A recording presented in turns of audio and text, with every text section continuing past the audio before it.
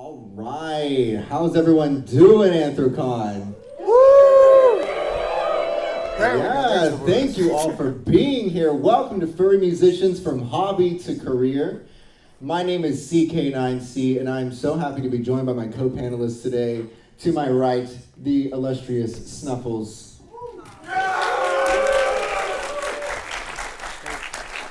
To my immediate left, Will from Scuttle Fuzz. And of course, the muscle man himself, Rhythm Bastard.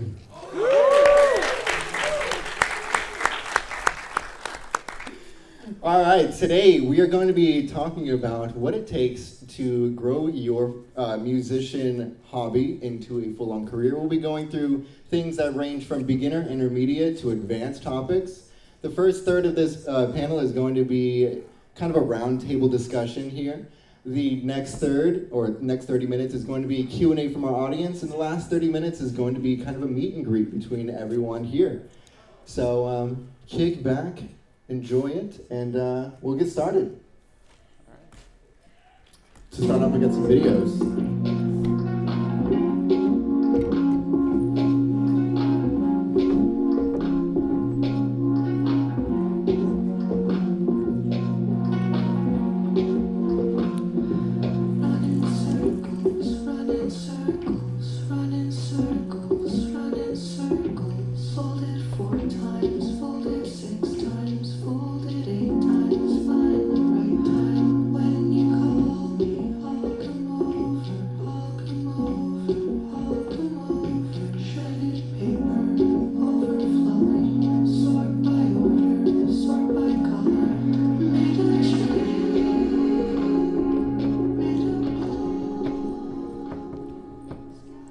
Yeah, that was Scuttle Fuzz.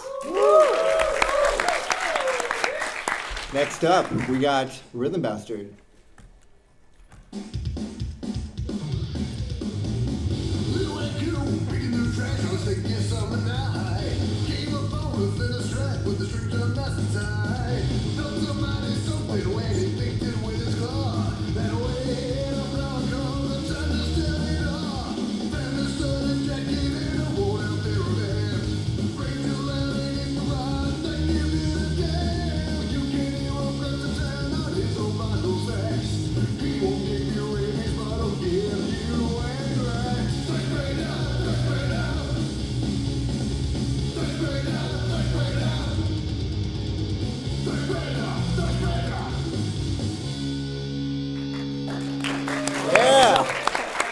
Bringing that high energy, I love it.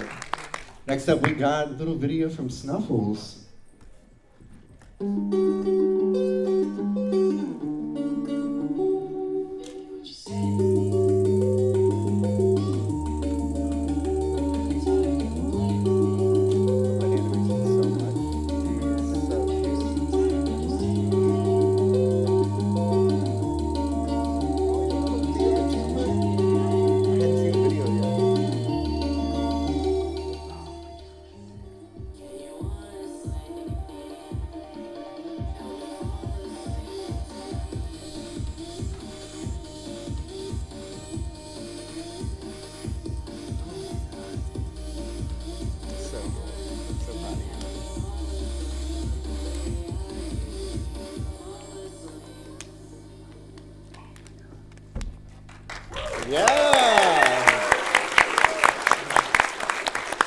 Such soft vibes, I love that, oh my gosh.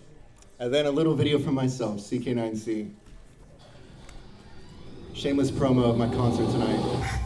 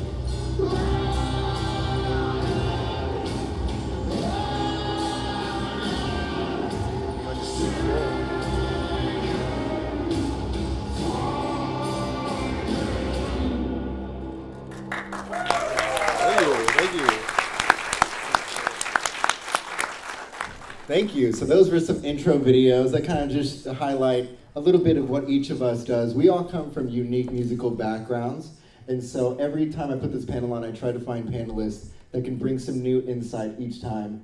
So we're going to get started off with our topics for our beginners, and we're going to work our way through immediate and advanced. And starting off, does everyone know what a DAW is? Raise your hand if you don't.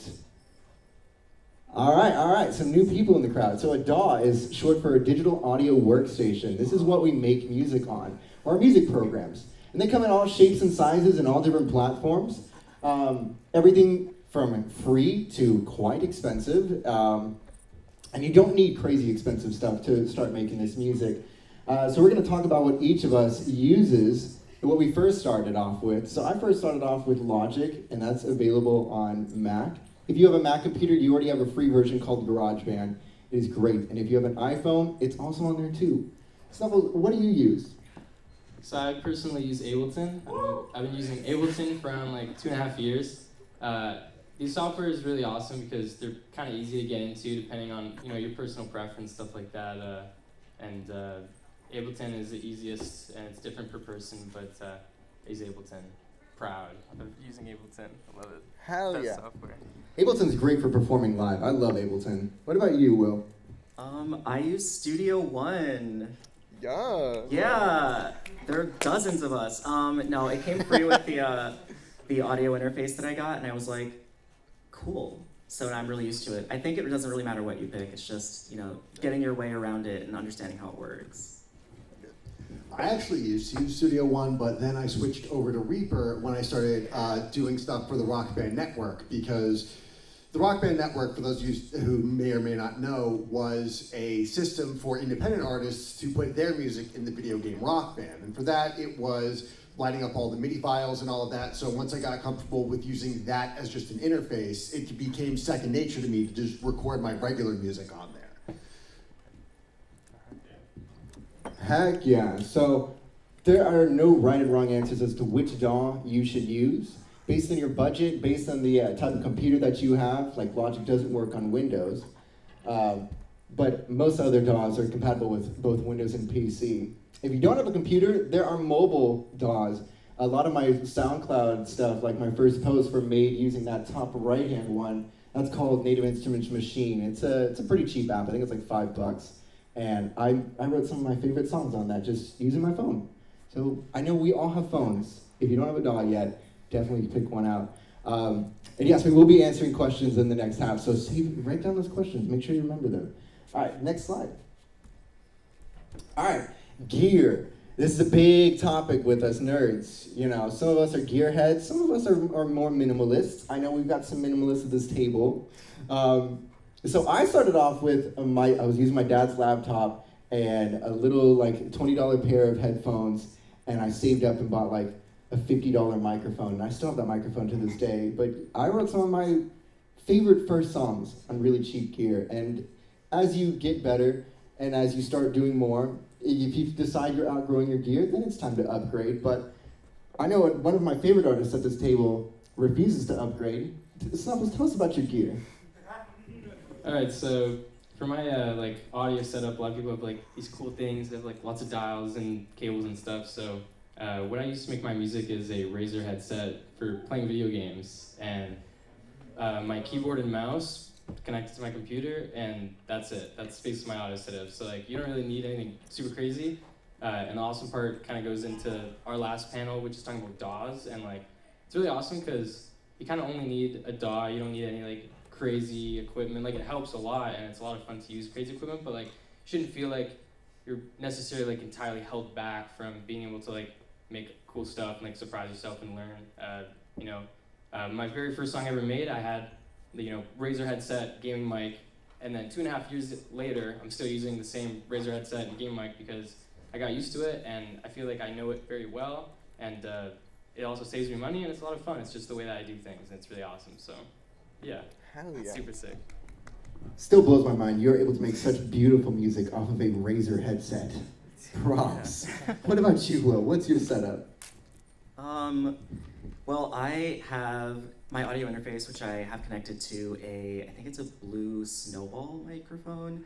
But even though I've like sort of upgraded my equipment, I still like will record like synth on like my phone or basically whatever I can get my hands on because I usually forget how to hook it up. I'm bad with technology. But yeah, it's that when I actually first started making music, I didn't know how MIDI worked. So a lot of the synth sounds that I would make would just be like going into and like chopping up vocal samples that I would get from friends and stuff. Yeah. But other than that, a lot of hardware synths. Like I have like a little pocket piano and like a Korg Volca keys. Just like if it's under $100 and is really cute, that's kind of what I gravitate towards. All right. So I started out using a Rock Band microphone and putting that up to my amplifier. But now, of course, I use an audio interface that handles, all of my instrument inputs and, my guitar cables and my microphone cable. I record vocals on a condenser mic, and for guitar, I just plug it into the interface with a standard 1/4-inch cable. Those things are usually pretty adaptive. There's also, if you own the game Rocksmith, ones that kind of act as direct inputs for the guitar cable to guitar to the USB, the 1/4-inch to USB. So if you are on that much of a budget, that could be an option, but I think there's a lot of good USB audio interfaces for like just under $100. Definitely. So. Yeah, and to finally touch on that, if you don't have an audio interface, that's this little thing right here that takes like audio signals and converts it into like USB ones and zeros. You can also just get like a USB microphone. I know, like you were saying, you had a Snowball. That's a great one from Blue. Audio Technica 2020 makes a USB one. Shout out to the 2020s out there. I started on one. That thing's amazing and very cost effective. I think it's like $120, which that's pretty good for a microphone. All right, inspiration. So something that we all come across as creatives is, where do we get our inspiration? And when it fails and we're feeling uninspired, how do we find that again? So for me, I'm a nerdcore artist. That means I make music about video games, movies, TV shows, anything that is like a form of entertainment that inspires me. I get really inspired, especially the darker, scary stuff. I love that stuff. So when I'm feeling uninspired, I consume media and I listen to soundtracks, I listen to stories, and I get inspired again. What about you, Snuffles? How do you find your inspiration? What inspires me when it comes to making music is the thought of like cool stuff, like the thought of something being like really sick, So it's like, my inspiration is like trying to make something really sick, and like the next thing I make, it's gotta be cooler than the last thing in some way, in a personal way, in a way that you'll be able to hear. I think it's important. It's important to me at least. Like, you can always do better. You can always like top yourself, surprise yourself, and that's like a really awesome thing of like inspiration for me. Is because like I've proven myself wrong a million times, and like it's something that I think you never run out of. So as long as you keep doing something that's really sick, so that's my my inspiration. Oh yeah. What about you, Will? I write a lot about relationships. I mean, I think that's like an endless well of inspiration, I guess. I also, nowadays, because I run a label, listen to a lot of music, like submissions and things that like my label mates are working on, and I find that really inspiring too. That's cool. Yeah. So, I mean, for me, inspiration comes from a lot of places. Like, I do songs based off of sets of Magic the Gathering on occasion. Like, that's sort of an ongoing project of mine. I see a lot of nods there. And I think because of that, it's that there's this, they act as like an origin point that kind of spirals outwards. So, for example, the set Neon Dynasty was very cyberpunk and spookfluenced, and has a lot of Japanese elements in there. So I went with like a lot of synthwave and started listening to a lot of synthy stuff, and from there, like the theme that I actually wrote about was sort of like this conflict that takes place within the story of the set itself. Nature versus technology and the advancement thereof. The Streets of New Capenna set is like this film noir 1920s, gangster-inspired set. So for that, I went with like listening to a lot of swing and like film noir soundtracks. And again, that was sort of the central focus theme that I worked on, that I spiraled out of, and everything radiated outwards to. Hell yeah. So I think inspiration comes in all shapes and sizes. And I know we've all experienced art block, those of us who are creatives. Great way to re-find your inspiration is touch back into what inspired you to try to make music in the first place. All right, the big question. I know for every medium of creativity, we all question when is our thing done, whether it's a song, or whether it is just lyrics, or a piece of art, an animation, a music video, anything out there. Knowing when a song is done is a really hard question to answer. And for me, I have a whole team now who depends on me. And so part of the equation now for me is when the budget is reached, how much can I spend paying my team members to do something? But when I don't have to pay people on a project, when it's all just me, I think knowing when a song is done is when I can hear it a bunch, like 1,000 times, and I'm like, you know what? This is pretty good. I'll step away for like maybe a week or two, maybe a month, and listen to it again and be like, yeah, if I still like this, we're getting to that point that it's really good. And then of course the mix in your car. Listen to your song in your car. Listen on headphones. Everybody uses headphones. Make sure it sounds good in them. But yeah, that's how I know when a song is at its completion. What about you, Snuffles? So let me just start with saying that making a song is really hard. Finishing a song is really hard. So if you ever feel like you're struggling in like the middle, beginning, or end of like making a song, it's because it's really hard. But like the secret to it is that put as much time into it as you possibly can. Like if something's bothering you, you're listening to something that's like maybe close to being done, and it's bothering you, maybe like a tiny thing that, you know, maybe in your head you imagine the song doing this and it doesn't, you know, it's those small things that you have to kind of act on.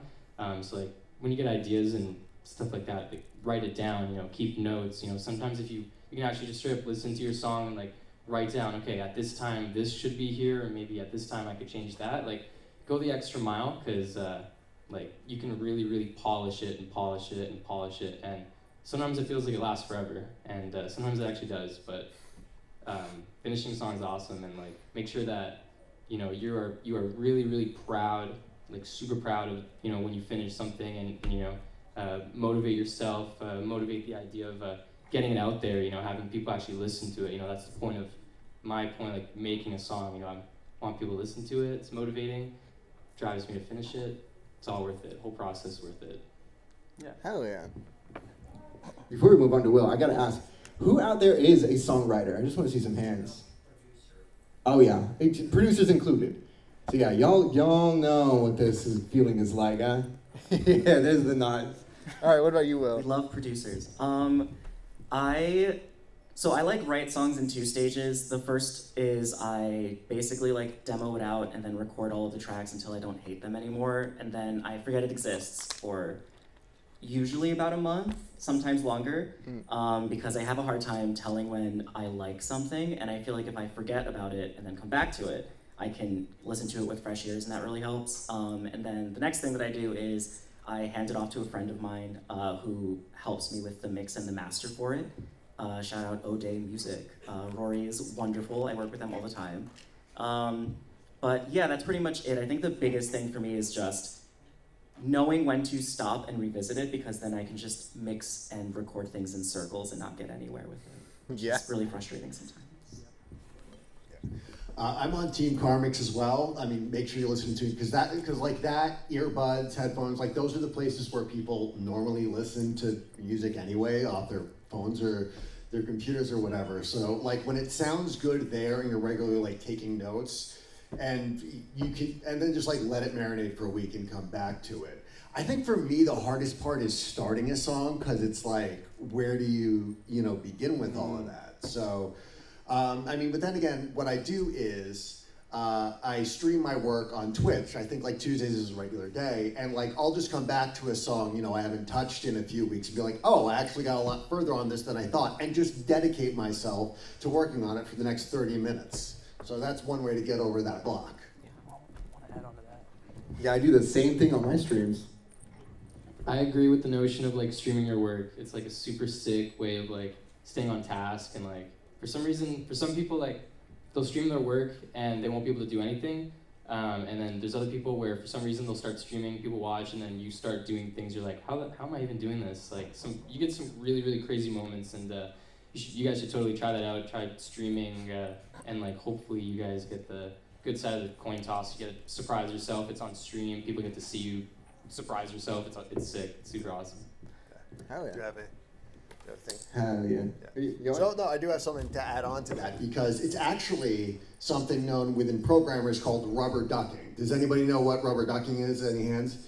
Yeah, so for those of you who don't know, rubber ducking is when like a programmer is having trouble with a code, they explain it to a rubber duck to say their thought process out loud, and by vocalizing it, by getting the process out there in a different place, it helps. Yeah, it helps them come up with, new ideas and new, or at least how to better solve the problem, or at least a new approach to it. But yeah, and it doesn't have to be a rubber duck. It could be like your chat audience or whatever soft thing you have on you.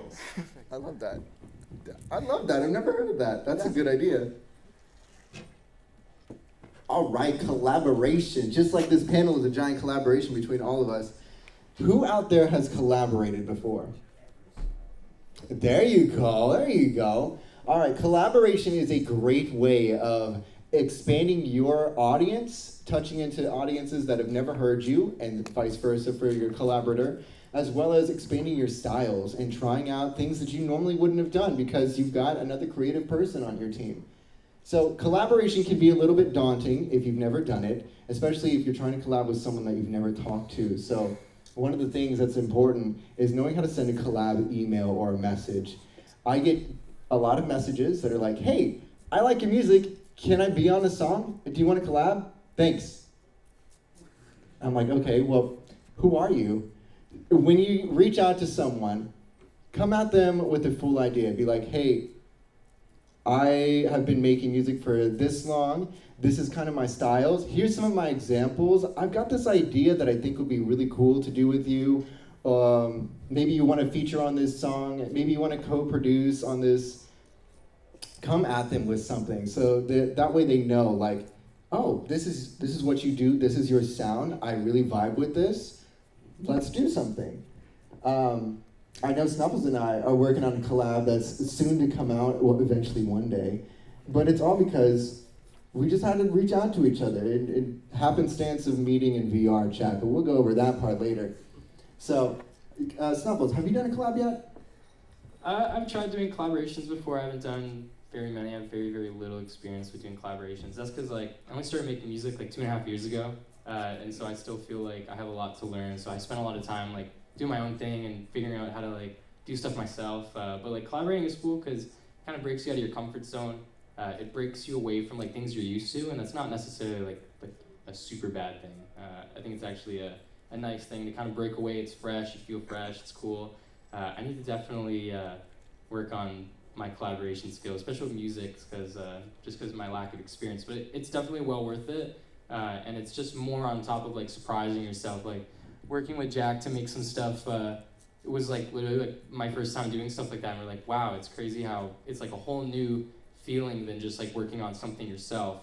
And it's really awesome. Collaborating is really awesome. Work together with people to make something cool and awesome. You get to share that with another person. You guys are both this is sick. We're actually doing this. It's it's worth it. It's a great feeling. Hell yeah. And I know, Will, you run a record label in the Furry fandom, so you have a vast experience of listening to a lot of other Furry musicians. Tell us about your collaboration experiences. Well, before I did all of this, I, under a different project, would get messages on SoundCloud back when a lot of people were on SoundCloud. Not that SoundCloud is dead, people are still on SoundCloud, but it was a little different back in 2017, 2016, where even though I would say maybe half of the time nothing ever comes out of a collab, you just don't finish a song. I think just having that experience of working with another person, explaining your thought process and your work to another person, getting used to other people's musical styles is really helpful. But nowadays I just kind of will collab with friends. I'm working on, I have collabed in the past with someone on my label, Gabo is Lost. We're working on a collab right now. But yeah, I think that when you are collaborating, I think a good place to start is working with somebody who you're already familiar with. That's a great. Yeah, it definitely helps. It's fun to work with friends and you'll stick to it. Oh yeah. Yeah. I think the source where a lot of my collaborations come from is actually the record label game groups. They are They regularly release video game cover albums. I think the most recent one they did was an Undertale cover album for Pride Month. And when they hold open submissions like that, it's good to kind of dip your toes in and say, well, all right, let me just try to kind of expand my musical horizons like this. Or, I think I worked with Saya Sounds on a cover of Psychosocial by Slipknot. So it's like sometimes when you look for these opportunities and kind of immerse yourself in that culture, sometimes something will just like pop up out at you and you'll be like, all right, I'll take a chance on that. And you get to develop your style a little more and you get to meet new people. Heck yeah. Collaborations are a great way of getting heard, which is going to be our next panel, I believe. Yeah, there it is. It's a great way of getting heard. I know when I first started my musical career online, I didn't really know how to get people to listen to my stuff. So I started reaching out to animators who needed projects and collaborating on soundtracks with them. And that's how I got my first 1,000 subscribers on YouTube. So it is a great way to expand everything that you're doing. It is a super fun way too. So getting heard is a huge question, especially for us starting out and even like continuing, even once you're a career musician, like how do you continue to get heard by new people? So the first part is, once your song is done, you use a distributor. Who actually has used a distributor like DistroKid, CD Baby? There you go. All right. So for those who don't know what a distributor is, they put your songs on like Spotify, iTunes, other places that are going to get streamed and heard, like TikTok. And it's not too expensive. I think it was like $35 back in 2015 when I was using CD Baby, but now I use DistroKid to distribute a song. Who do you use for your distributor? I use DistroKid. I think I'm on like the $20 a year plan, which is like, it's $20 a year. Yeah. That's pretty good. Yeah. What about you, Will? I also use DistroKid. I use DistroKid, but SoundDrop is good if you do a lot of covers, since their licensing pipeline is a little bit is a little more efficient, I believe, and they won't, they're not as easily fooled as I think DistroKid is, because there's a lot of like wiggle room there with DistroKid as far as covers go. Yeah. But yeah, primarily DistroKid, looking into SoundDrop. Yeah. So to distribute a cover, you're going to need something called, I believe it's called the mechanical license, right? Yes. Yes. If you have any questions about that, just hit us up anytime. Also, you can just hit us up on Twitter. We can answer all your questions if we don't get to them today. All right. So finding your community is huge too. So I'm a nerdcore artist, so I tap into niche communities like the Five Nights at Freddy's community, the horror community, the Undertale community, the Bendy and the Ink Machine community, and especially the furry community.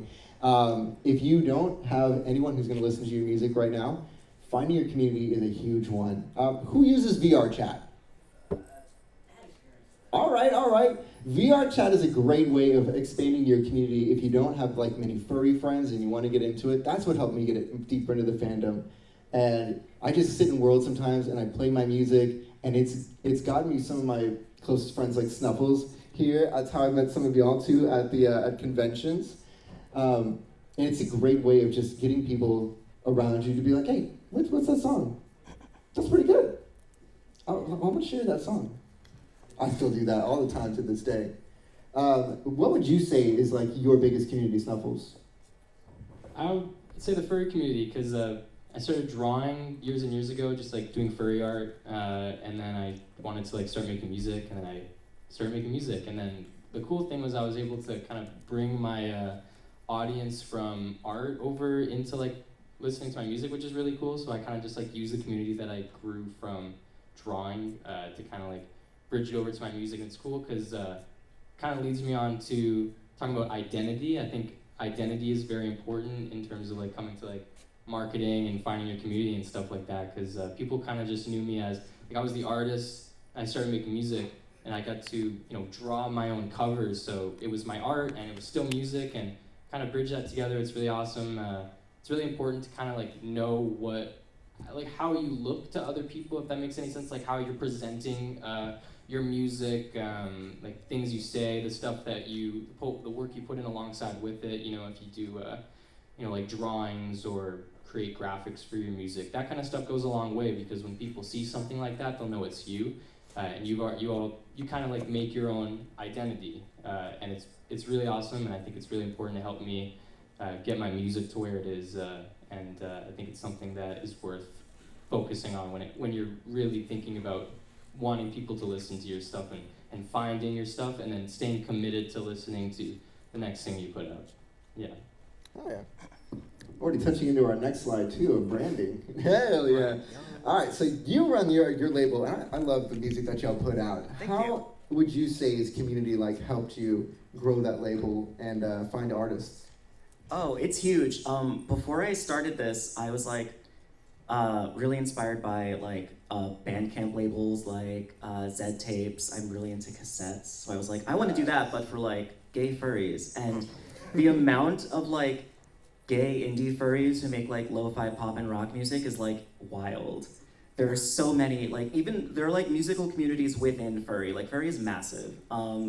But no, I like love the audience that we have. Like I know that now if I like put out a release with somebody, that there's going to be people who are like looking forward to listening to that, which is awesome.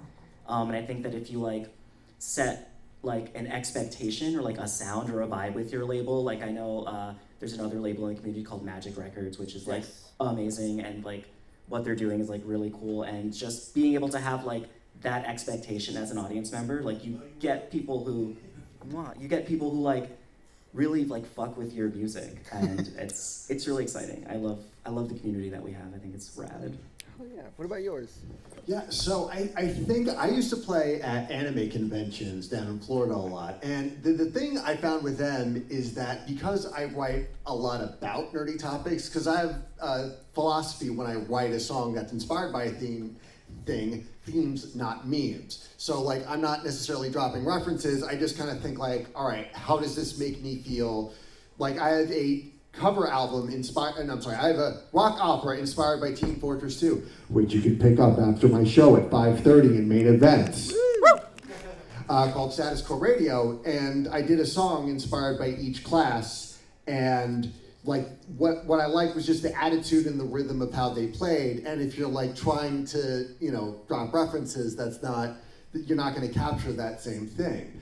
But the real big like boon for me is when I started playing more furry conventions, and furry is a very creator-focused fandom. So it's that there's no like central authority, I don't want to say authority, but like there's no central place that's coming out of like an anime or a TV show or something like that. It's just a concept. It's like being a fan of Ren fairs.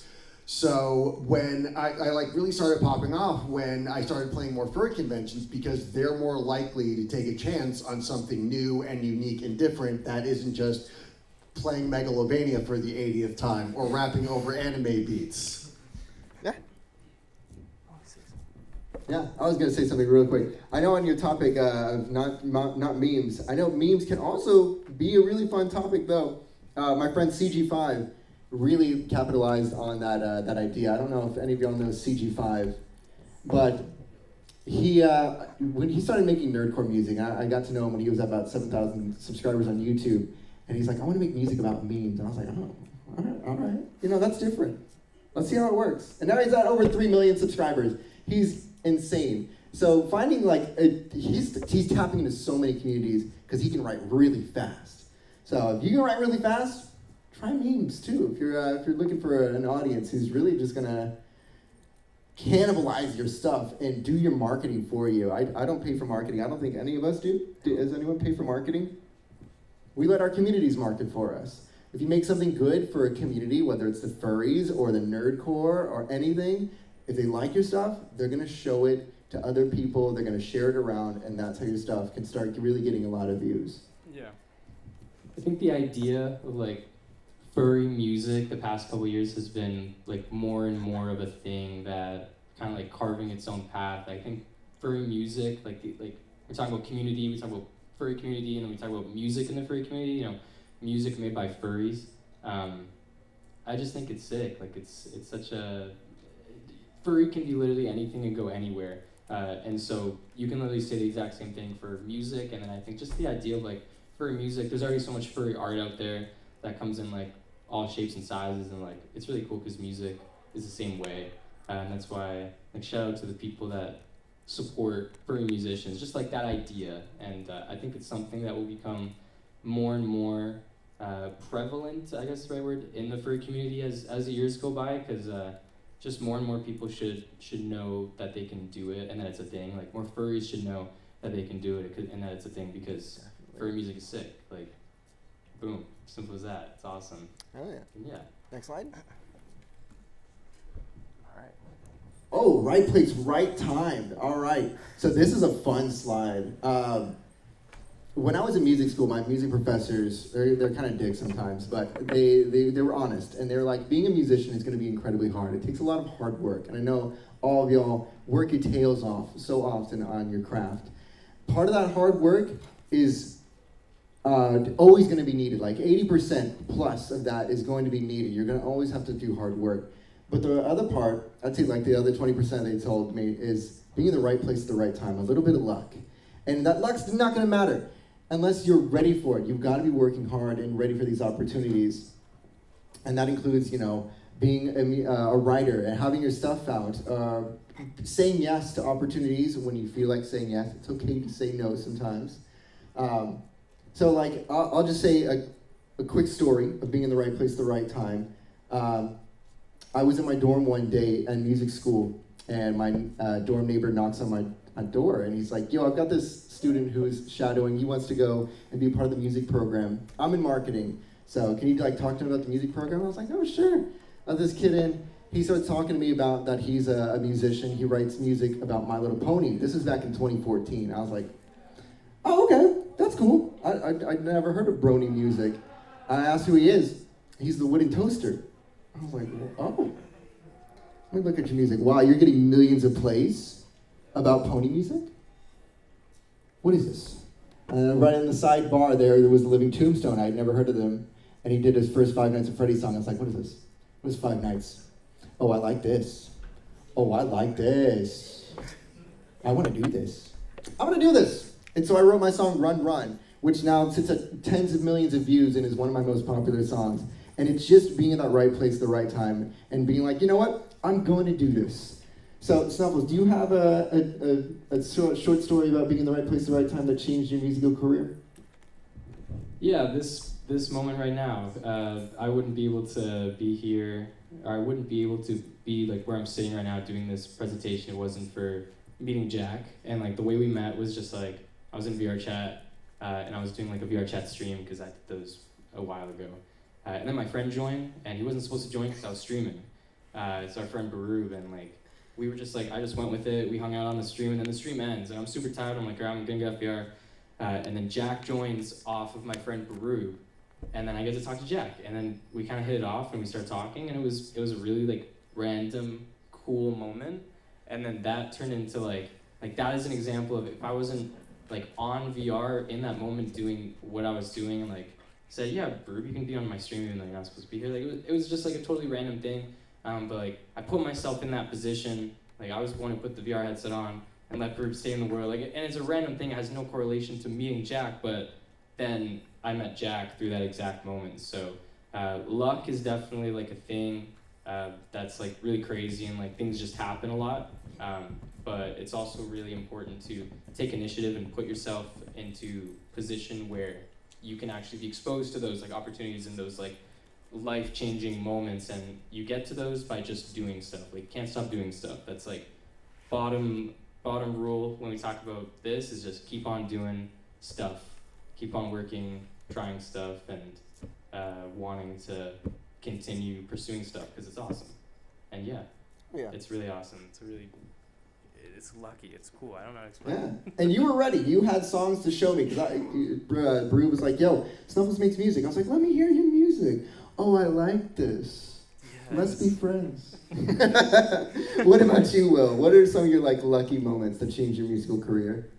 I just want to say like I totally feel that. I feel like even if like no one listened to my music, I would still be making it because I just think it's fun. But I definitely don't take for granted that like I can put something out and there are people who want to hear it. I think that's cool. But I think Probably the luckiest moment I've had so far is I have a friend, Emmy. They actually are the person who makes all of the art for Scuttle Fuzz. They do all the visuals and they contribute lyrics. They're like one half of the band essentially. And I was working on, I had like done music for, they went to school for animation and they were doing a project, and I did the music for like their like animation project, and then they were doing their final, like their animation thesis, and they were like, hey, you should make the music for this, like do the soundtrack. And I was like, I've never done a soundtrack really before, but okay. So I did, and that was Memory Box, and it got pretty popular on YouTube, and we put it on Spotify, and then it got like a lot of like plays, and I used the like pennies add up over like thousands of streams, and I used that money to basically like fund doing the tape label. So like Tricky Stoop was birthed out of just saying yes to working on the music for my friend's senior thesis, which is pretty cool. So I'd say that's probably the big thing. So I think there's two that come to mind. One was my friend Paul happened to like be in the area when I was playing Furry Week in Atlanta last year, not this past year, but last year, when I only had, they didn't give me a mic stand for my show, and I had to fight like a mofo just to make sure. It was like, oh, I think I could get you a microphone. And it's like, oh. And he was there to help me, like, just, you know, to like help set up my show, and he was the human mic stand for that, and that became like one of the things I was known for. Like I was the guy who was like the human mic stands for the for a week in Atlanta. But before that, it was like, God, almost 20 years ago now, back in college. We're getting old. 20 years ago, no, well not that long, but whatever. I was working at Stony Brook for the school paper. And I was in the office, and some, you know, like friends of mine were like working on a video web series they were doing called Dino Hunter MD. It's about a rogue anesthesiologist that fights dinosaurs. And like they just happened to be in the room at the time, and I was like, hey, can I help do your thing? And eventually we got to talking. It's like, oh wait, you do music. Can you do like the soundtrack for our show so that when we like release it on DVD, we don't have to pay any artists any money that we ripped off? So that's kind of like how I got my start in making music, you know, professionally. But it also, like, when one of the guys who helped produce the soundtrack moved away, he sent me like all of his stuff, like his condenser mic, his VSTs, all of it. So it was very great to get me that little upgrade and that step up from the Rock Band microphone. Hell yeah. So always be on the lookout for when an opportunity arises, and jump on them when you can. All right, growing the team. This one is our more advanced one. So you've started to make some money maybe. Or first, you need to put out your song. You need some track artwork, because your distributor's gonna be like, yo, where's the artwork for this album or this track? You need track artwork. If you don't draw yourself, and if you don't want to make it yourself, like our friend Snuffles does, you can reach out to artist friends. I think we all, being in the fandom, know artists, whether they are your friends or people that you really like. I think we've all commissioned art before. If you haven't, you should try it. It's really fun. Commission people that you like, that you feel like kind of visualize the style of music that you're making. It's really fun. As you continue to grow, and you want to start making a music video, that's my biggest suggestion to people, by the way. If you put out a song, try to put out a music video. People like visual stimulation. People will watch something more if they see something that's moving. So if you can make like a visualizer or anything, it helps with the views on at least YouTube. So if you don't have money to pay for someone, you can offer them a split on royalties. That means, like, you know, if you start making in money, you can give them a percentage of that.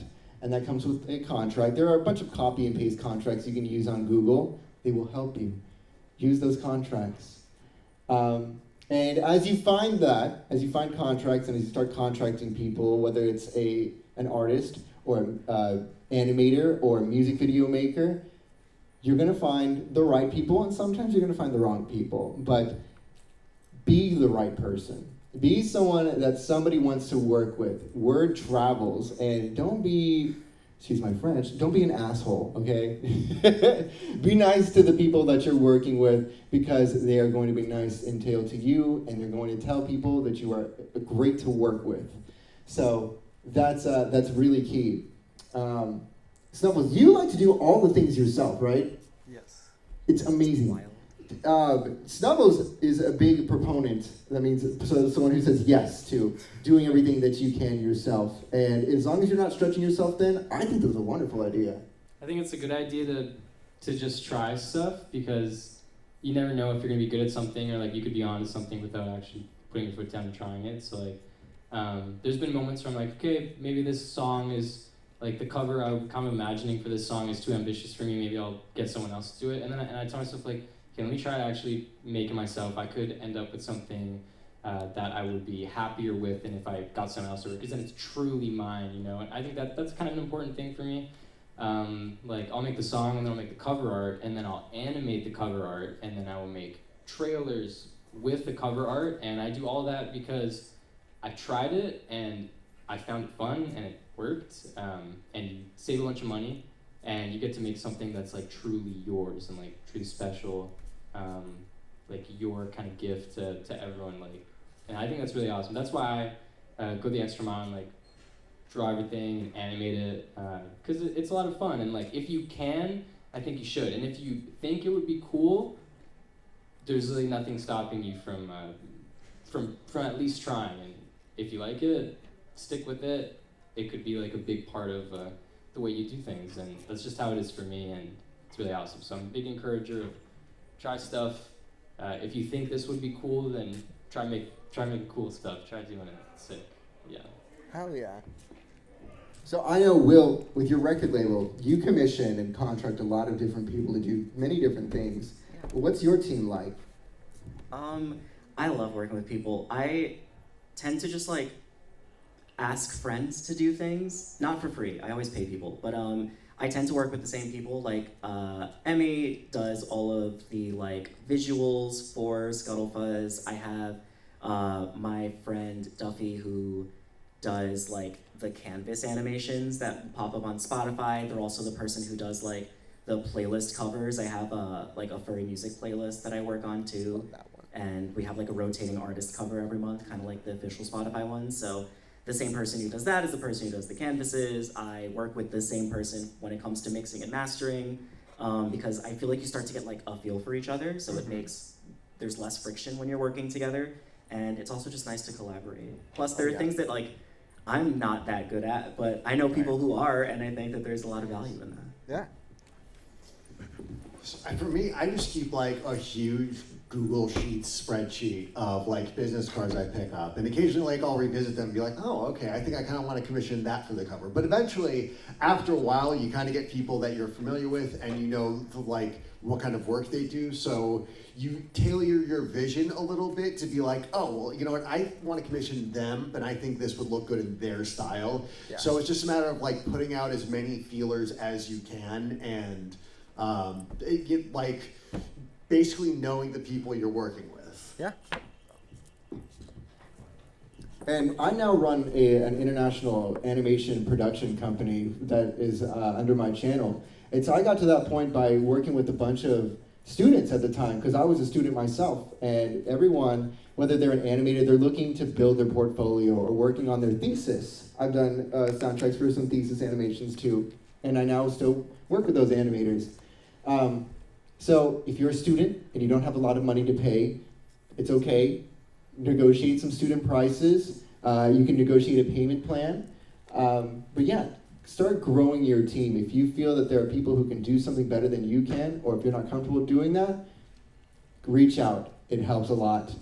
And if you want to be ambitious and do it yourself, do that too. Like Snuffles, you inspired me to make my own merch for my tour. And so I just printed that, and I'm really happy with the way it came out. That was my first time drawing in a long time. So thank you, Snuffles. All right, our last slide, before we go into Q&A, pay your taxes, everybody. Tax evasion is a funny meme, but it's not funny to the IRS.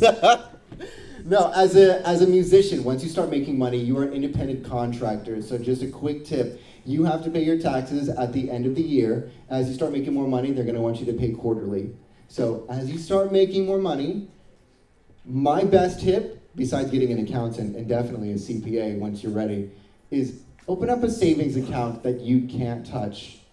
Take maybe like 15, 20%, depending on your state, where you are and how much your taxes are, and take every paycheck you get, put immediately that percentage into that checking account or into that savings account, and don't touch it. You just see it piling up, and at the end of the year, you got to pay a large portion of that, but you get to keep the leftovers. That's your return check in a way. That makes you feel a little bit better after paying Uncle Sam. And to our international friends, I would say the same thing. Snuffles is from Canada. Snuffles, how do you prep for your taxes? Do you have that savings account trick, or do you just go right in? I don't know how to answer this. I have a savings account, but I just like take money out of it, and anytime I really don't use it properly.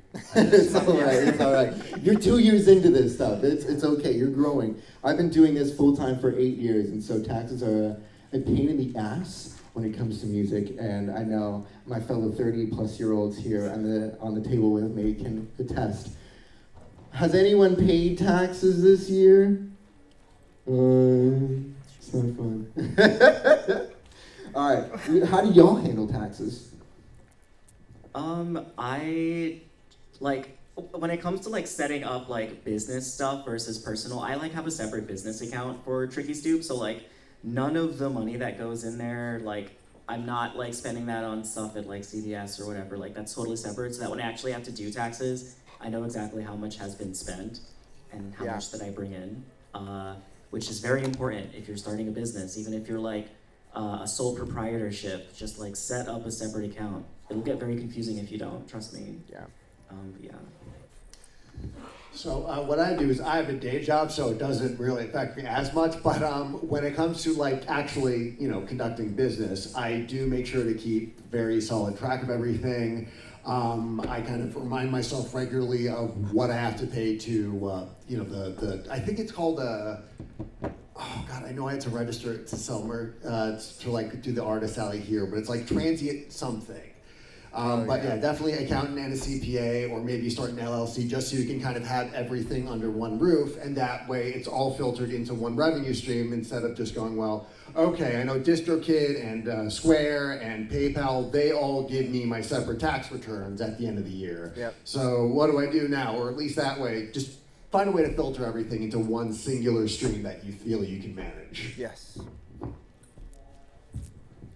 All right, that boring topic is done. All right, we're into the fun part now, the Q&A. All right, did everyone enjoy that first part of the panel, though? Thank you. Okay, so we're going to do raise your hands to ask a question. I think that might be easier than everyone kind of getting up and standing up at the mic. Should we do raise your hands, or have you come down here? What do you think? I think hands works. You think hands works? Yeah. Yeah? All right. So, I know paws have been going up. You had your paw up earlier. What's your question? So I've been playing guitar for 11 years now, and I do my own music.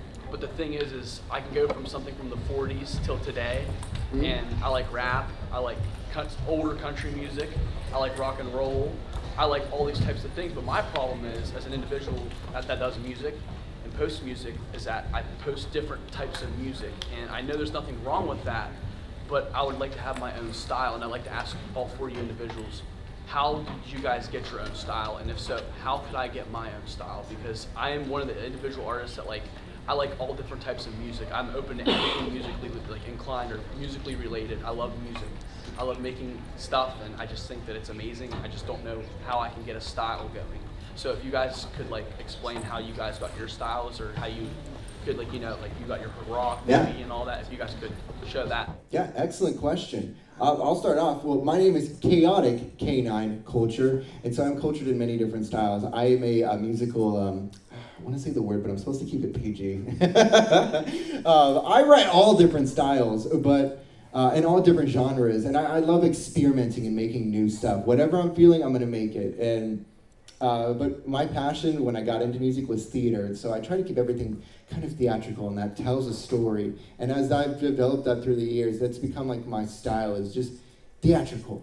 Whether it's like moody, indie, electronic, horror pop, it's all theatrical. And so that's how I've developed my style, is just finding what inspired me in the first place. What about you, Snuffles? You've got a very distinct style. Yeah. So I kind of went into making music like, I was like, okay, I'm just gonna make whatever I think sounds good. I've never been really like bound by a genre, in my opinion, like, because I've always been kind of like bouncing between these like crazy different styles and stuff like that. It's like, well, I just want to make something that sounds good. Like that's kind of like my philosophy when I go through making stuff like that. It's like, I found my style. You just gotta like keep making things that you think sound good. So I'll listen to a song and I'll be like, okay, well, I like this song. You know, why do I like this song? I like when they use the reverb in this way. So okay, I'm just gonna use reverb in that way. And it's like, it sounds sick when I listen to these other people's music, and then I'm trying to make music, and I do the same thing, and it's like, I just made something that sounds sick, you know? And so that's kind of like, I followed that, and you get to know the tools you use very, very well, and that almost like is your style, is once you know all your tools and stuff like that, and you get to know those tools just by keep making stuff, and like, keep trying to make something awesome that like, you know, it sounds so good to you, like, you know, people would love it. You get that confident, and it's great confidence, you know, and yeah, you can find your style, so as long as you don't limit yourself, make a bunch of things someone will listen and be like, oh, I would never imagine you make something like this after I heard you just make this thing. It's like, yeah, well, I did, you know, and it's fun to be flexible, and it's fun to like carve your own kind of path through that kind of thing. It's really exhilarating, super fun. Oh yeah. What about you, Will? I guess never really thought about a musical style. I just kind of make the kind of music that I do. I actually had to like think about it because a lot of people will name like inspirations, like musical inspirations that they have, and I was like, I don't really have that explicitly, though I know that I do. And just like listening to a lot of like lo-fi music, stuff I like grew up listening to, like a lot of like things like early Regina Spektor or like Frou Frou, Imogen Heap, Avois Simone and stuff like that. But I'll say that like when it comes to someone who like works in a lot of different styles like you, I don't know if I would be that worried about it because like a lot of people usually don't listen to one genre of music. So if someone likes your music and you kind of like zag on them with something else, maybe they'll like that too. Maybe you can like, I mean, Beck is popular and he like switches it up all the time. Like, I don't know. Yeah, I think a big part of that is that if you have a lot of confidence in yourself and like you as this, because it's still you making all of the music. So it could be, you know, the way you blend the different styles you work with, or it's just like you as a person, just the perspective you go through whenever you make like a certain, you know, even if it's, again, going from like a synthwave to swing to punk rock, it's that you're still the central thesis. So I get in the internet age wanting to be like the blank guy and saying, well, this does numbers, so I'm just gonna keep doing that. But I think if you have a strong enough concept of yourself and your own approach, then, I mean, that could just be all you need. Yeah. Big Paw. So I mainly produce digicore, and I work under many different co-op groups like Bloodhounds, Goon City, Nova Gang, like others, and so I will also like go from mainstream like Quinn and like other artists to like completely unknown people. If I would be surprised if anybody in this room knows who Neva is. I would be surprised. So, previously known as Gutsy, if anybody knew who that was, I would be thoroughly impressed. So, I kind of like, have you guys ever had that from like working with someone who is very obscure, then kind of like watching either of them come into the limelight, or kind of watching someone who's really popular kind of fade back, or kind of like in kind of that sense of kind of watching someone either grow in popularity or lose popularity. Have you guys ever had that? Oh yeah. Yeah. Take this one. You got the mic, man. You can be all right.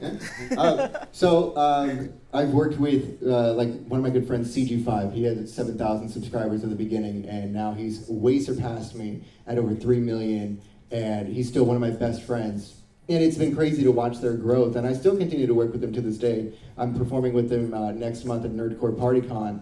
And then, like somewhat more obscure, my friend JT, also known as When Snakes Sing. Yeah, JT. All right, no, not JT Music. I'm performing with him also next month. But no, JT, also known as When Snakes Sing. He was an Australian artist. He didn't have a lot of plays. And I found him in VR chat. I really liked his vibe, and we wrote a song called I Bite Back. And now he's really started to take off. He's performed at Furalities, and it's really cool watching him rise. And so, yeah, you're gonna see, as you go through your musical path, you're gonna find people who can just rise out of nowhere. You're gonna work with obscure people. You're gonna work with more known people. It's all just a fun journey. What about you? Yeah, I would say like when the kinds of musicians that I work with, like like everyone's pretty obscure. But one of my favorite things is to like find somebody who doesn't have a lot of like, if we're talking like Spotify, like monthly listeners, or like on Bandcamp they don't have a lot of sales, and then just like finding ways to spotlight them and like watching people become aware of them and talk about them is like really cool. That's part of the reason why I like releasing people's music on tape. I like boosting folks. But yeah, definitely I have that experience all the time. Like someone will reach out to me saying they want their music on tape, and like no one's really heard of them, and then they get like a whole new audience, and that's really cool. Hell yeah. I guess my contribution to that topic would be at last year's Megaplex. There were like me, so it was a thing I noticed where like me and 3 other semi-obscure art, like just very relatively like new or small artists were playing on the main stage. I think Cassidy Sivet had her show the next day. And I was like, well, if we're all gonna be like scrambling for attention, why not just unionize, for lack of a better term, and present ourselves as like one big music festival? That way it's all of us cooperating, all of us getting hype and promoting for each other, instead of like each as individuals begging people to come to our show. So if we pretend we're a big deal, then people will think we're a big deal. Yeah. Yeah. I love that. And also support unions. Yeah. Shout out. Snuffles, did you have something for this one? Yeah. What I think of like when I heard you ask us this is like, I think it's a really cool thing to watch like an artist that doesn't have like a lot of listens, like see their popularity get higher, like more people start listening to them and stuff like that, and that's sick, because like me and my friends have found some like really cool artists that like, it's like, wow, what a sick song, it says like 1,000 plays, like that's insane to us, because like for me it's like, if song sounds really good, and it, like I'm listening to them, like this is good music, I think people, I'm always like, I wish people were listening to this, because it's good music. People should be listening to, people could deserve good music, so, and there's some cases where like we listen to stuff like that, and then we actually see them grow and popular. It's like, yes, people should be listening to this good music. It's like, that's what I think of, and like, I think that's sick. I think watching people, because all it takes is one listen, to like start to really like an artist, all it takes, one listen. It's that chance given, so like when that chance is given to artists that like deserve it, and people are like, oh my gosh, this exists, like it's sick, becomes a big deal, it's awesome. I think just like that's just the art of making music, listening to what other people are sharing, it's cool. We should be supporting like smaller artists and try to like put them in the ears of other people, because it's like, again, one listen's all it takes. So I think it's really important and a super sick thing we get to watch happen when we have like smaller musicians that start to make like a big impact, Yeah. Hell yeah. Yeah, definitely. Like in a way, like I've seen like Male Pup, if anybody knows who that is. Yeah, I've like Dog blow up too. I've seen some of that. Samzel, a lot of other artists like blow up, and it's just like, to watch it is in a sense just like, wow. Before you were just like, it was just me and you who were doing this. Like, it was just me who noticed you first and was like, hey, this sounds really good, but I got some suggestions here. And then, boom, there it was. It only took one song. Yeah, it's magical like that. Hell yeah. Well, I hope we answered your question. Thank you. Thank you. Dallin? So I'm like also like a Furry music producer, and I like have been getting like pretty decent views, but lately like I like had to like take a long hiatus and like because of like health reasons and stuff like that, and I don't know, I've just been having trouble like bouncing back from that and stuff like that. You know, after like viewership dips and I'm not able to post anything, Yeah. and like I find it still just hard to like get motivation. So like, what do you do in those like situations where after like a long break of not like putting anything out, you just Oh, yeah. want to get something out again?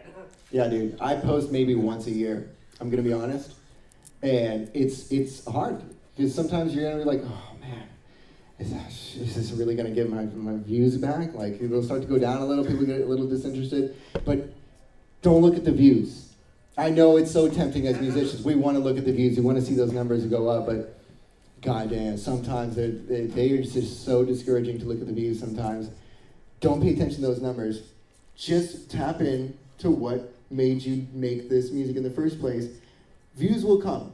Don't worry about that. Don't worry about the audience.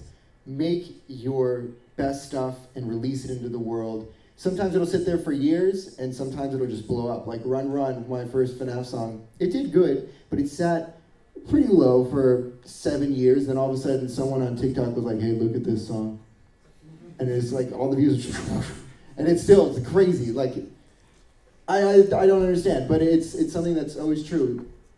Just don't look at the views. Create. The numbers will come when they do. Believe in you. What about you, Snuffles? I know you were saying, so you got something.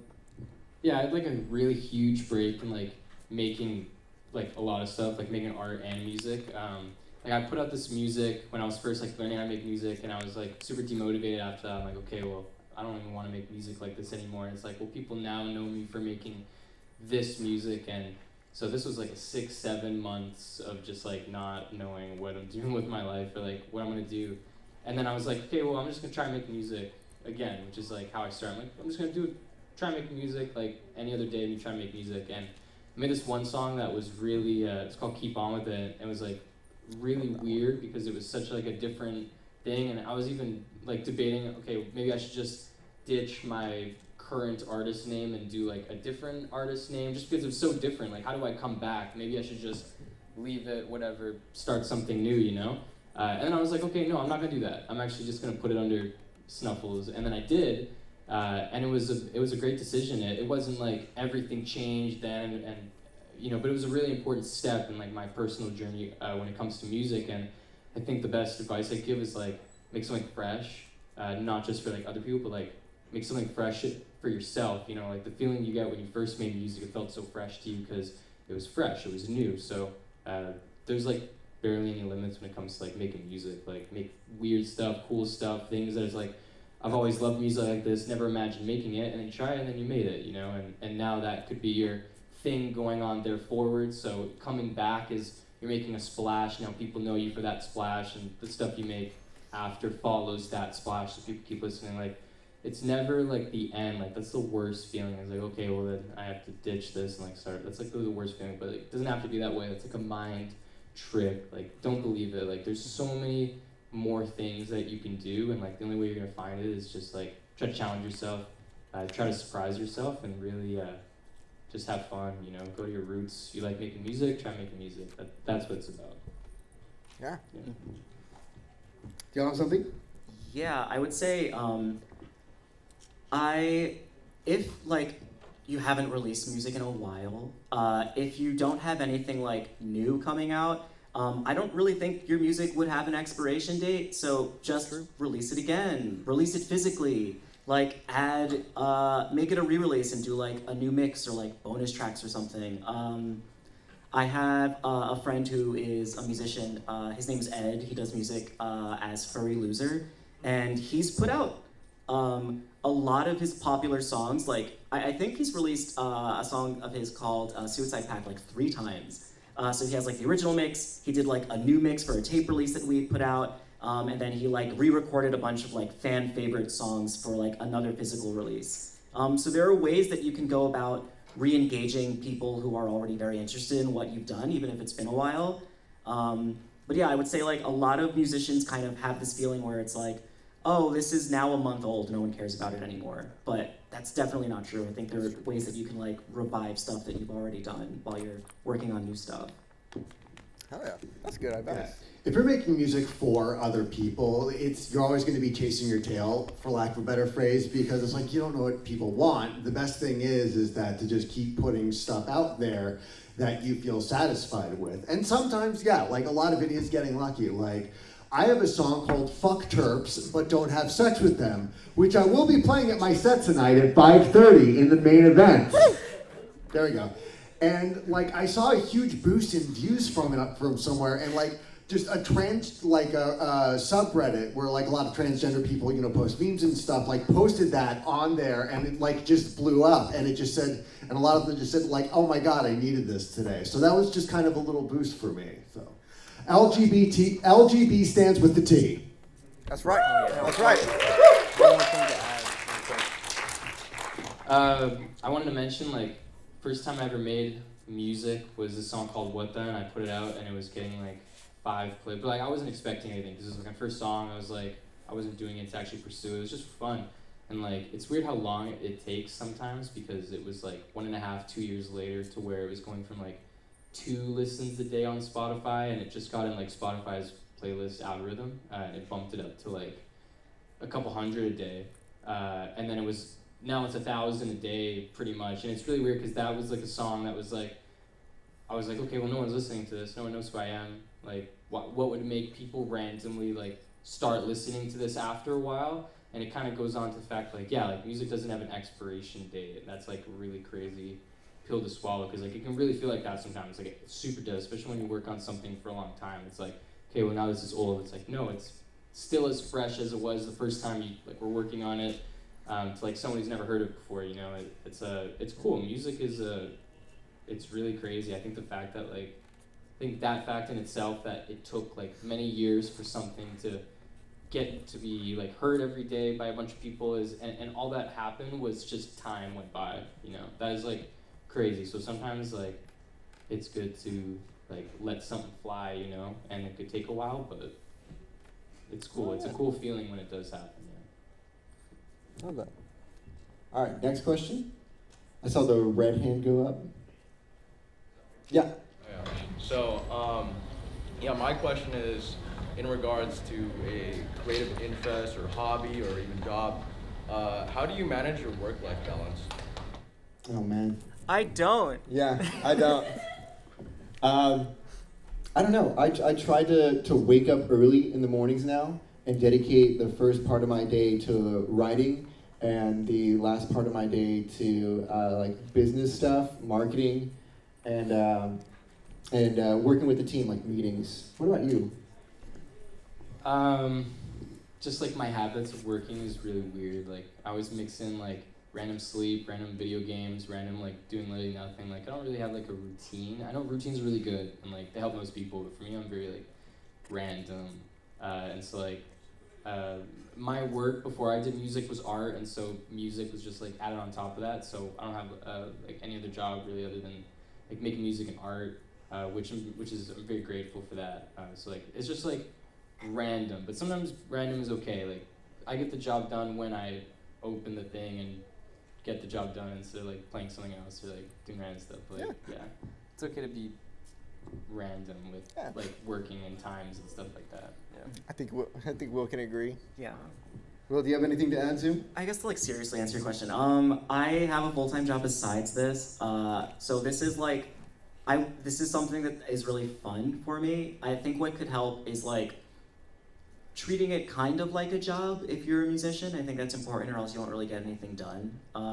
So like, I make sure that like if I'm like fulfilling tape orders, I usually will do that on the same day. I pick a time where I don't have to like do reports for work and stuff. I'll like make music on weekends. I have like little like check boxes that I try to fill in, but I think it's fun. So even if I find myself not really doing other things, then I'm fine with it. It's cool. Yeah.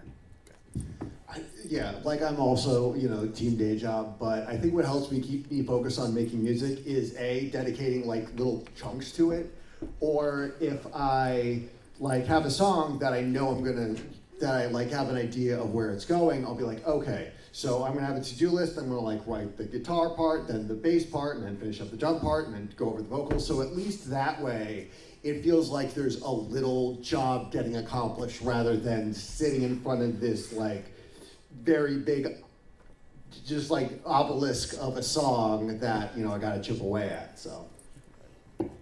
Yeah. So yeah, it's okay to be chaotic, and it's okay to have a schedule.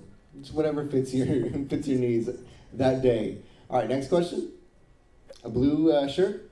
Yeah. So when I write music, I'm much more interested in the music part, and then the visual part I really have no interest in.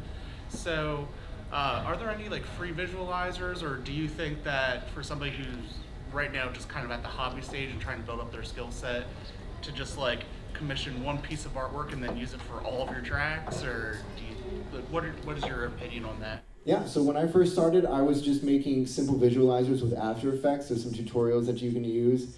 If you can't pay for After Effects, just tell them. Just be like, oh, I'm going to cancel my subscription. Like, sign up for a trial, and then say you're going to cancel. And then when they ask why, say, I can't pay. No, like, they'll knock it down to, like, just dollars. It's great. I'm not going to say the other way. But, You're matey! Oh. No, you could commission a piece of artwork. You can make it, like, be behind, like, a little, like, music visualizer thing. I mean, Run was just that. It was just like a visualizer with the lyrics, and that video still does numbers to this day. Snuffles, you make your artwork, and that's your visualizers for your videos. Yeah, I make my art, and I draw it, and then I pull it into software After Effects, and then I use that to animate, because like using After Effects is fun for me, so I like to use it. There's a couple of apps out there that will let you make like an audio visualizer, so like it has like the sound wave things that happen, which you might want, and like there's a lot of different ways to do that. I just look up like how to make an audio waveform, and there's like After Effects, or I think you can do it in Blender, stuff like that. But like there's different types of kind of audio visualizers. Like you can make a visualizer that reacts to the music. You can just make like a simple looping animation that plays throughout your song, and like it's something, you know, like visuals can be simple and effective. I think it's important to remember that. Yeah. So yeah, if you don't want to draw it, hire an animator or an artist. Like Will does. Yeah, I don't really have much to add to this one. I think y'all pretty much covered it. Yeah, I mean, same here. Shotcut is a free program that does a lot. Yeah, Shotcut is a free program that does a lot more than you think it does for a free program. And yeah, there's like tutorials for that, for like visualizers and all of that. So like a lyric video and making a waveform move around is very easy. Yeah. Oh, I would say, sorry, just thought of something. Yeah. Someone who has done a really good job with this sort of thing is Fuzznet, which doesn't exist anymore. Although, like, there's now Oral Alliance, which is like the new Fuzznet. It's the same person, Finn, who does it. But I think those videos are still up, and they've released like a lot of video content, so you can like check out how they did that too. Cool. Yeah. Got a question? Black shirt? Yeah, hi, I'm NKSA Path. I had a question. I know you kind of touched on it earlier about like how to start a song. You did go over like how you finish a song and stuff like that. But when it comes to like writing melodies and stuff, does it just like come to you throughout the day, or do you actually have to like sit down and actively think about it as you're working? You want to answer this one first? Sure. I think of music when I'm not trying to. So like often I'll like come up with a melody while I'm like doing something super mundane, like washing dishes or sweeping. Sweeping's a big one for some reason. But yeah, I think your brain is like the most playful when you're not like forcing it to try to do something. At least that's how I find it. Yeah. Yeah, I mean, like, screwing around is probably how I found, like, I think it's like 75-25% for me, where it's, 75% of my melodies kind of come to me, like, out of the ether when I'm just, like, doing something else. I'm like, oh, man, that's a pretty sick way to, you know, write a jam. And 25% is when I'm doing my work streams, and I'm just, like, playing around with the, my guitar or the piano roll for a particular instrument. I'm like, oh, wait, okay, hold on, let's make it go like that. So it depends. Everybody works differently.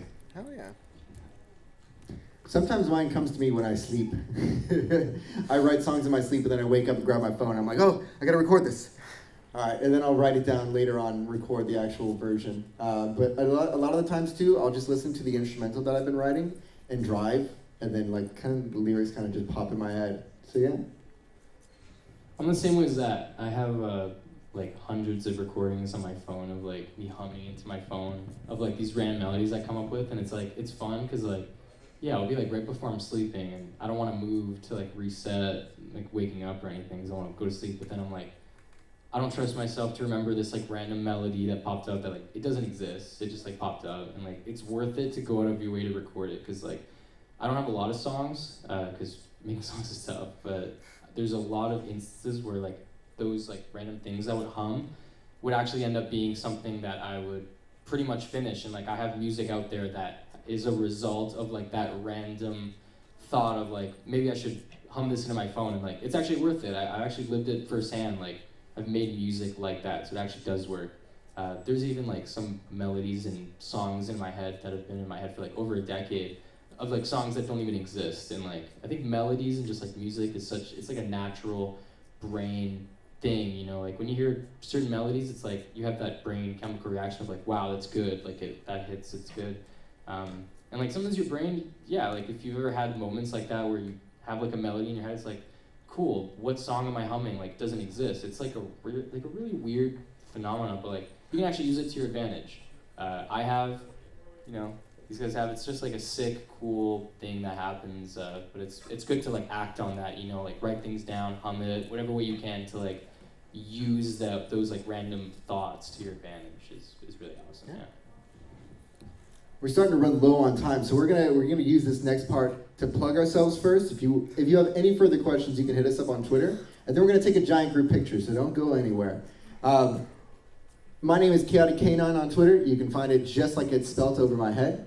Snuffles, what's your app? You can find me on Twitter at Snuffles, and all my music is under Snuffles. Yeah. Yep. All my music is on the reverse side of my head. That is CK9C, and I'm performing tonight at 8 o'clock on the main stage, soon after your set that's coming up in an hour and a half. What's your plug? Yeah, so I have a lot of accounts. You can find my tape label, Tricky Stoop, at Tricky Stoop on Twitter, and it's also on Instagram. Someone else is Tricky Stoop on Instagram, so I'm at Tricky Stoop Records on Instagram. I don't know, it's weird. My musical project, you can find it at Scuttle Fuzz pretty much everywhere except Reddit. There's like a weird crypto guy who has that handle, and it's not me. So, I just want to say this publicly. It's not me.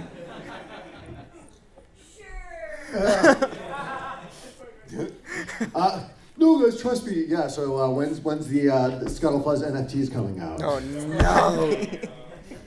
More like no freaking thanks. Anyway, if you want more dad jokes and Chad-like japes like that, I'm Rhythm Bastard. I'm Rhythm Bastard pretty much everywhere. Or Rhythm BSTRD, because bastard's one of those weird weasel words. I am a hardcore nerdcore punk musician. You can find me on my website, rhythmbastard.rocks, because I rock so hard I have to put it in the URL. And also, I am performing like in an hour and a half, main events at 5:30 p.m. Come for the punk rock and mosh pits, stay for the magic cards and nudity. Woo! All right, I hope you had a great time here at the Furry Musicians from Hobby to Career panel. If you liked it, can we get some howls? Thank you, everyone. We're going to clump up together, clump up in your aisles. We're going to take a giant group picture right now.